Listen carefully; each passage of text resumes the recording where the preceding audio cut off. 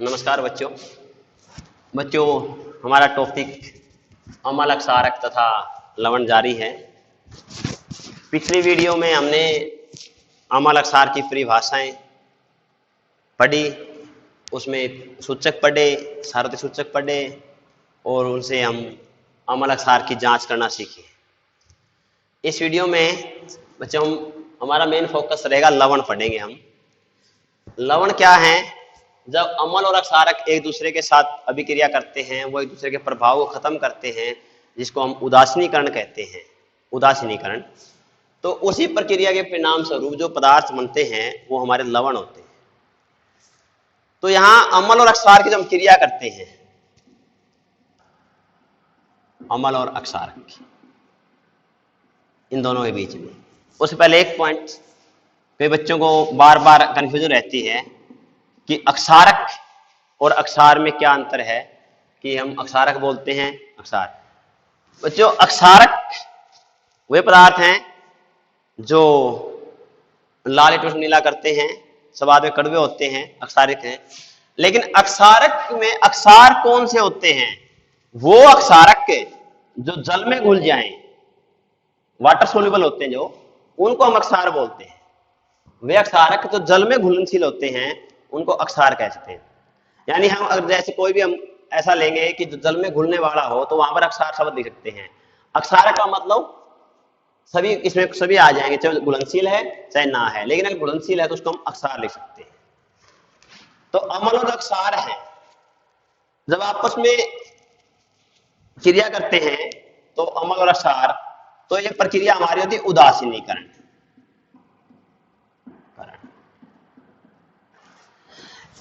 ये हम पढ़ चुके हैं उदासीनीकरण। दो प्रक्रियाएं और हैं, एक है तनुकरण और एक है आयनीकरण। दो परिभाषाएं हैं कि अम्ल का तनुकरण क्या होता है और आयनीकरण क्या होता है। तनुकरण होता है डाइल्यूशन करना, आयनाइजेशन कर देना। आयनीकरण तो क्या होता है? जब हम जलीय विलयन लेते हैं ना, जलीय विलयन, कोई भी अम्ल या क्षारक पदार्थ है उसका हम जलीय विलयन तैयार करते हैं तो उसको हम H आयन और OH आयन में तोड़ते हैं। इस प्रक्रिया को हम बोलते हैं आयनीकरण, कि अम्ल या क्षार का जलीय घोल के साथ तैयार करके उसको आयनों में तोड़ना, आयनों में परिवर्तित करना आयनीकरण कहलाता है। तनुकरण क्या होता है कि अम्ल या क्षारक में, लेकिन हम तनुकरण केवल अम्ल करेंगे। क्या है? जो अम्लीय पदार्थ हैं इनमें जल मिलाकर इसकी सांद्रता को कम करना, इनकी सांद्रता कम करना तनुकरण कहलाता है। और बच्चों इसमें जो तनुकरण करते हैं वहां एक प्रश्न आता है, किसी अम्ल का तनुकरण करते समय हमें जल को अम्ल में नहीं मिलाना चाहिए बल्कि अम्ल को जल में मिलाना चाहिए। देखो एग्जांपल देता हूं।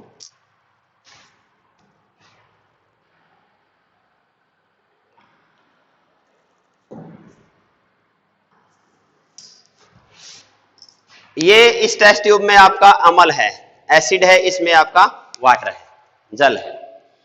जब हमें इसका तनुकरण करेंगे कि मान लीजिए कि हमें 20 ml अम्ल है, उसमें 10 ml थोड़ा ज्यादा, उसमें हमें 10 ml जो वाटर मिलाना है ताकि इसकी जो सांद्रता कम की जाए, तो कभी भी जल को अम्ल में नहीं डालना चाहिए, जबकि क्या करना चाहिए? अम्ल को ही धीरे धीरे जल में डालना चाहिए। देखो इसमें क्या होता है, हम डालते हैं, आपको भाप दिखाई देंगी।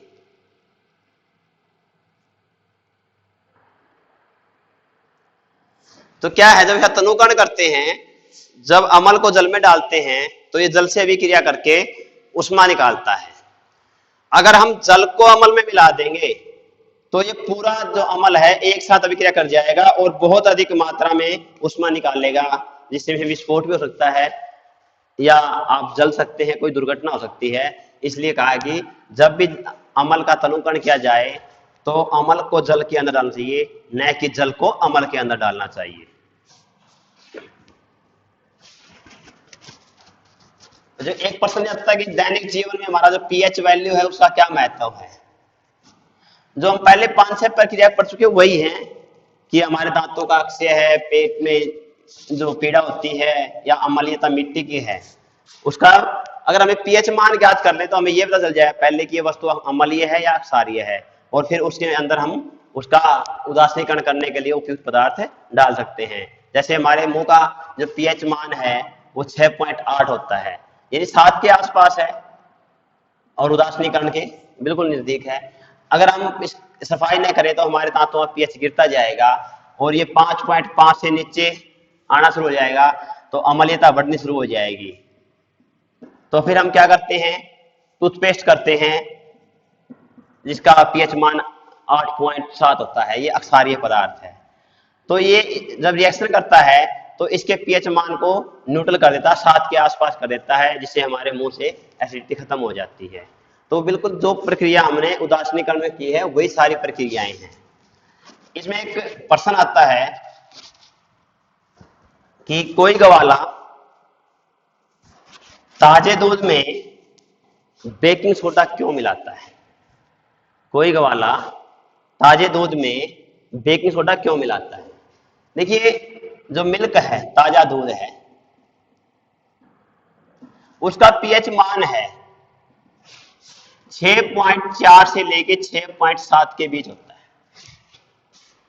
जो दूध है ताजा, उसका पीएच मान 6.4 से 6.7 के बीच होता है।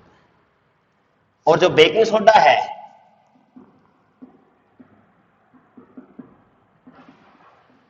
उसका पीएच मान 8.9 या लगभग 9 कह सकते हैं आप होता है, अक्षारीय प्रकृति का होता है।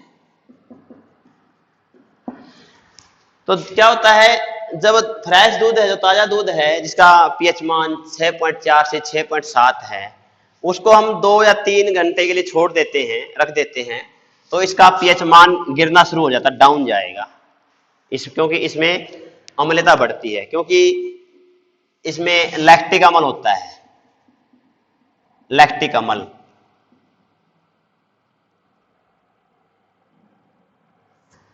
जो जीवाणु होता है, लैक्टिक जीवाणु होता पाया जाता है, वो अम्ल उत्पन्न करता है, लैक्टिक अम्ल उत्पन्न करता है। दूध और दही में यही होता है, लैक्टिक अम्ल। क्यों होता है? क्योंकि लैक्टिक जीवाणु होता है, जो लैक्टोबैसिलस जीवाणु होता है, जो लैक्टिक अम्ल उत्पन्न करता है, और धीरे धीरे दूध में अगर ये अम्ल उत्पन्न करता रहेगा वो, और उसमें अम्लता बढ़ती जाएगी। जैसे जैसे अम्लता बढ़ेगी दूध का पीएच मान गिरता जाएगा। ये 6.4 से 6.2 भी होगा, 6 भी होगा, 5.8 भी होगा, 5.5 भी होगा, लेकिन होगा धीरे धीरे। अगर आधे घंटे बाद देखोगे तो पीएच मान 6.2 है, 1.5 घंटे बाद देखोगे 6 है, 2 घंटे बाद देखोगे 5.8 है, 3 घंटे बाद देखोगे 5.5 है। जैसे जैसे टाइम चलता रहेगा पीएच मान गिरता जाएगा। अगर 5.5 से नीचे इसका पीएच मान आएगा तो दूध में अम्लता बढ़ने के बाद ये खराब हो जाएगा। यानी कहना मतलब है कि दूध 3 से 3.5 घंटे के बाद खराब होना शुरू हो जाता है। क्यों? जो बैसिलस जीवाणु है वो लैक्टिक अम्ल उत्पन्न करता है दूध में, और जिसके कारण उसमें खट्टापन बढ़ता है, उसमें एसिडिटी बढ़ती, अम्लता बढ़ती है। तो गवाला इसमें ताजे दूध के अंदर अक्षारीय पदार्थ बेकिंग सोडा क्यों मिलाता है? इसका कारण यही है कि ताजे दूध के अंदर बेकिंग सोडा मिला दिया जाएगा तो इसका पीएच मान 8 से भी ऊपर चला जाएगा दूध का, और उसको 5.5 तक, जहां खराब होने की लिमिट है, वहां तक आने में कम से कम 5 से 6 घंटे लगेंगे। तो यानी दूध लंबे समय तक सुरक्षित रहेगा, इसलिए वो ताजे दूध में बेकिंग सोडा मिलाता है।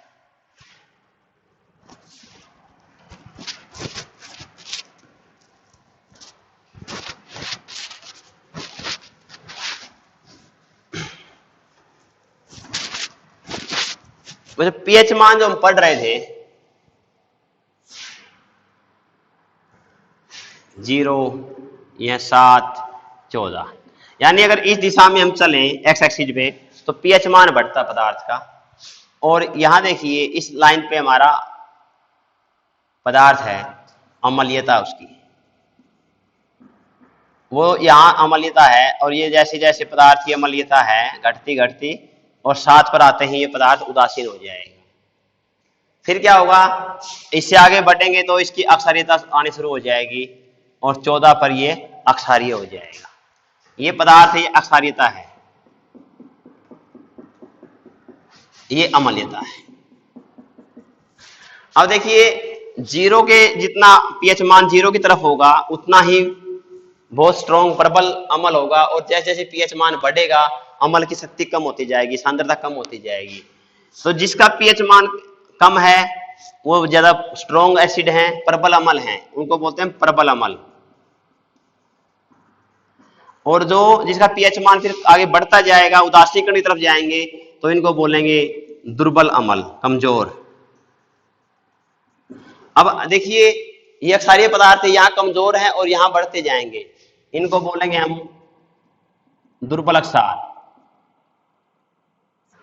और यहां बोलेंगे हम प्रबल क्षार। अगर हम दो अम्लों की तुलना करें कि एक का पीएच मान 5.8 है, एक का 2.2 है, तो ये अम्ल है, ये प्रबल होगा। जिसका पीएच मान कम है ये प्रबल। दो अक्षारों की तुलना करें हम 8.7 और 11.3 है, तो ये प्रबल होगा, ये दुर्बल होगा। तो जो अम्ल है वो दो प्रकार का है, प्रबल और दुर्बल, और अक्षार भी दो ही प्रकार का है। तो इन दोनों की अभी क्रिया कराते हैं तो उदासीनीकरण प्रक्रिया में उसके परिणाम स्वरूप हमारे लवण बनता है। लवण, लवण क्या होते हैं? लवण जब अम्ल और अक्षार आपस में क्रिया करते हैं तो वो एक दूसरे के प्रभाव को खत्म करके लवण बनाते हैं। अम्ल और अक्षार क्रिया करके एक दूसरे का प्रभाव नष्ट कर देते हैं, खत्म कर देते हैं, और लवण का निर्माण करते हैं। और लवण है वो तीन प्रकार के होते हैं। जो लवण है वो तीन प्रकार के होते हैं। कौन कौन से? अम्लीय लवण, अक्षारीय लवण और उदासीन लवण।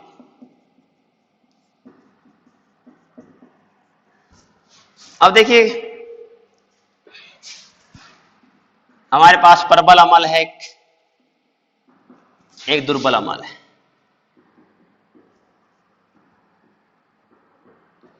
एक प्रबल अक्षार है,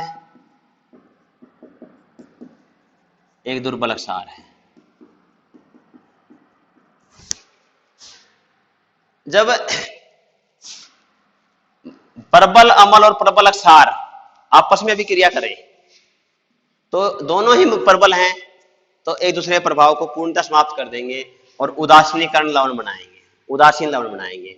उसी प्रकार अगर दुर्बल अम्ल और दुर्बल अक्षार क्रिया करें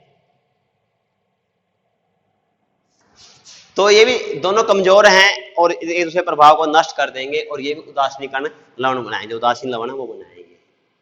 लेकिन अगर हम प्रबल अक्षार की और दुर्बल अम्ल की अभिक्रिया करवा दें तो ये लवण तो बनाएंगे, लेकिन अक्षार प्रबल है तो उस लवण में अक्षार का की मात्रा आएगी, अक्षार का रिजल्ट रहेगा, तो हम उसको अक्षारी लवण बोलेंगे।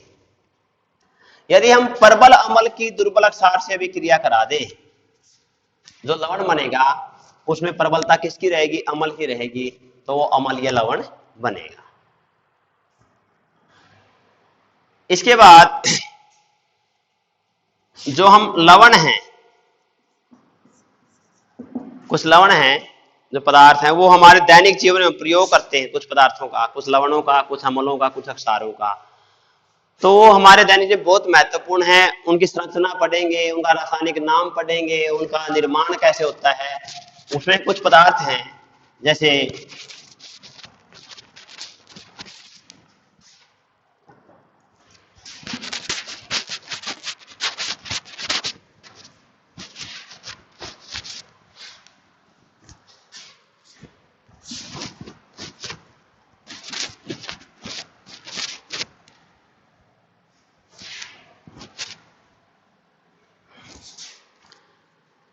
एक तो हमारे घरों में हम उपयोग करते हैं साधारण नमक,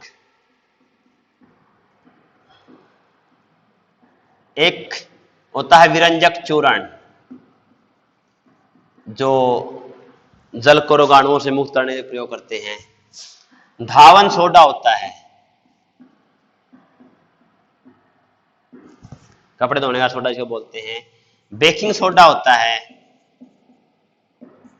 जिसको खाने का सोडा या मीठा सोडा बोलते हैं। बेकिंग सोडा या खाने का सोडा, मीठा सोडा।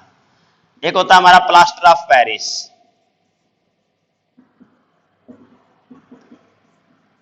एक होता है चूना, सोडियम हाइड्रोक्साइड।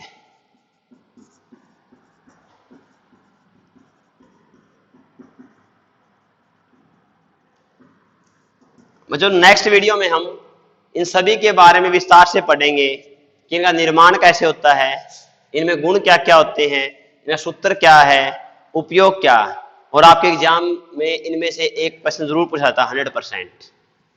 तो आज इस वीडियो में केवल इतना ही, ये हम नेक्स्ट वीडियो में करेंगे। तब तक के लिए धन्यवाद।